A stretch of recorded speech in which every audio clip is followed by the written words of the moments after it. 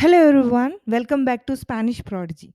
Today I have an exciting lesson for you as we explore the fascinating similarities between English and Spanish alphabets. You see, it's like they are long lost twin sisters. So, grab your pens and papers and let's dive into the wonderful world of Spanish alphabet. The Spanish alphabet is called el alfabeto or el abecedario. These are the letters of the Spanish alphabet, which bear a striking resemblance to their English counterparts. I have provided the name of each letter in English for your convenience. So, now let's begin with the first letter. A, B, C, D, E, F, H, H, I, J,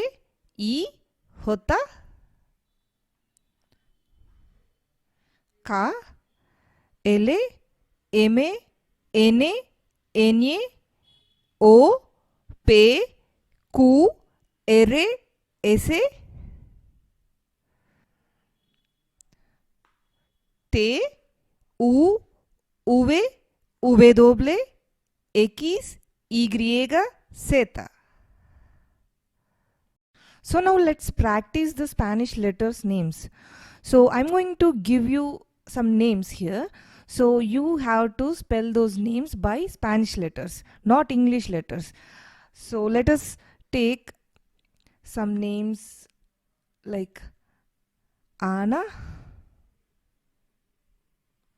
Maria. So you have to spell this name by Spanish letters. What you would say? You should say A, N, A. This makes the spelling of Ana in Spanish. And this one here is M, A, R, E, A. And this makes the spelling of Maria. Vowel pronunciation. Spanish has 5 vowels that are always pronounced the same way. They are A, E, O, and U. Understanding the correct pronunciation of vowels is essential for improving your Spanish speaking skills. So let's get started. The letter A is pronounced like the A in father. It is an open sound and that is commonly found in words like casa means house and amar means to love. The letter A has two different pronunciations. When it appears at the end of a syllable, it sounds like the E in de.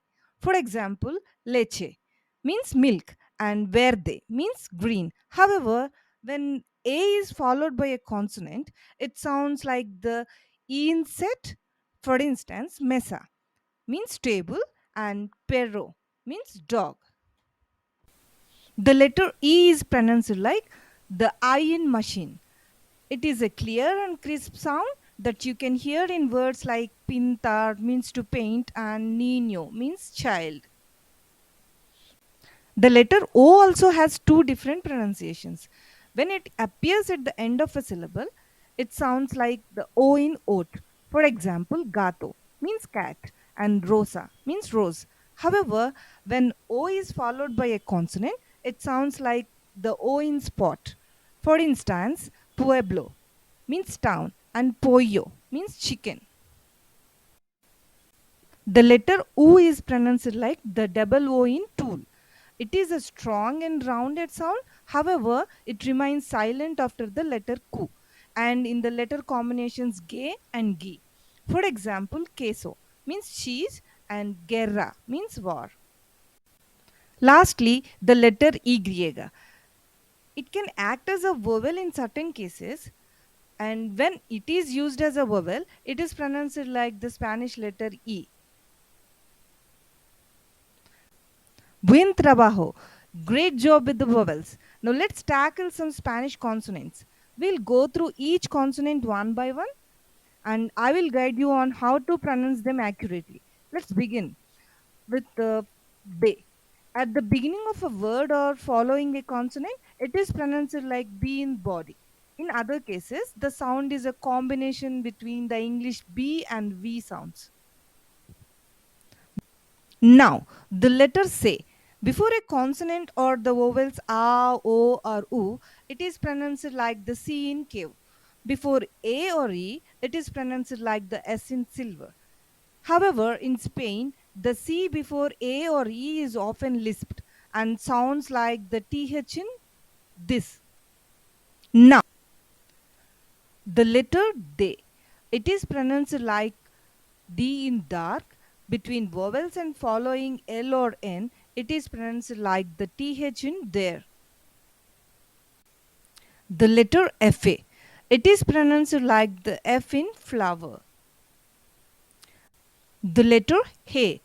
Before A or E, it is pronounced like the Spanish Jota sound, similar to the English H sound. In other cases, it is pronounced like G in get. The letter H. It is silent in Spanish. The letter Jota. It is pronounced like an H but stronger. It is almost silent at the end of a word. The letter Ka. It is pronounced like K in kid. The letter LA. It is pronounced like the L in leave. Next letter MA. It is pronounced like the M in mage. The letter NA. It is pronounced like the N in navy. Next letter NA. It is pronounced like the sound of the letter combination of NI in onion. Next letter P. It is pronounced like the P in pain. The letter Q. It is pronounced like K sound and is always followed by a silent U. The letter R. At the beginning of a word and after LA, NA or SA, it is pronounced with a strong trill, like rolling an R. At the end of a word, the trill is minimal. In other positions, a medium trill is used. Now, the letter SA. Before consonants be, de, he, la, ma or na, it is pronounced like the Z in zebra. Otherwise, it is pronounced like S in simple. Next letter Te. It is pronounced like the T in terror. The letter Ve. It is pronounced the same as Be. The letter W. It is usually pronounced like Ve. Now, the letter X. Between vowels, it is pronounced like the X in fox. Before a consonant, it is pronounced like an S. The letter Zeta. It is pronounced like an S. However, in Spain, this letter is often lisped and sounds like the TH in feather. The letters Ka and W are not native letters in Spanish alphabet and are primarily used in loanwords from other languages. And it's worth noting that in Spanish, the letters CH and double L and double R are considered separate and are listed in the dictionary after the letter Zeta. CH is pronounced like the CH in child and double L is pronounced like the Y in you and R pronounced like the double R pronounced like the singular only but twice as long. Now that you have grasped the basic sounds, let's explore stress and intonation in Spanish. Spanish words are generally stressed on the second to last syllable. Exceptions include words with accent marks and certain suffixes, and Spanish words with accent marks deviate from the general stress pattern. Spanish has a generally flat intonation with emphasis placed on stressed syllables. In this video, we are going to dive into the fascinating topic of Spanish word stress and accents. Knowing where to place the stress in a word is crucial for effective communication in any language. And luckily, Spanish has some straightforward rules to help you out. By the end of this video, you will be able to confidently stress any Spanish word correctly. So let's get started. It falls into three categories. First category is stress on the penultimate syllable, and the second category is stress on the last syllable, and the third category is accent marks indicate the word stress. Now let's see the first category. The first category is the stress on the penultimate syllable. The majority of Spanish words fall into this category. When a word ends in an N, S or a vowel, the stress is placed on the penultimate, means second to last part of the word. Let's see some examples. Here are some examples for the first category. So let's see the examples now. Here the word is toro, means bull. When I am saying toro, the stress is placed on this part, means toro, the second to last part of the word. And then hoven, hoven means young. The stress is placed on the second to last part here again. And then zapato, zapato, the stress is placed here, which is again the second to last part of the word, which means shoe. And then impresora, impresora means printer, impresora, the stress is placed on this part. And then lata, lata means can, the stress is placed here again on the second to last part of the word. And then bandera, bandera means flag, here also the stress is placed on the second to last part of the word. And then chicle means gum, chicle, when I am saying chicle, the stress is placed on the second to last part again. Bolso, bolso, stress is placed here again on the second to last part of the word. And then amigo, amigo, here also the stress is placed on the second to last part of the word. So these are some examples for the first category. Now category 2, which is stress on the last syllable. If a word ends in any letter other than N, S or a vowel, the stress is placed on the last syllable. And I will give you some examples for this category 2. So these are the examples for the category 2. See, as you can see here, the words are ending here in the consonants other than N and S. So the stress would be on the last part of the word. Hotel means hotel, hablar means to talk, and then ordenador means computer. The stress is placed on the last part of the word because it is ending in consonant other than N and S. And then salud means health, mantel means tablecloth. Here also the stress is placed on the last part of the word. And then secador means hair dryer. Again the stress is placed on the last part of the word. Juventud means youth. And then bailar and means to dance. Now category 3.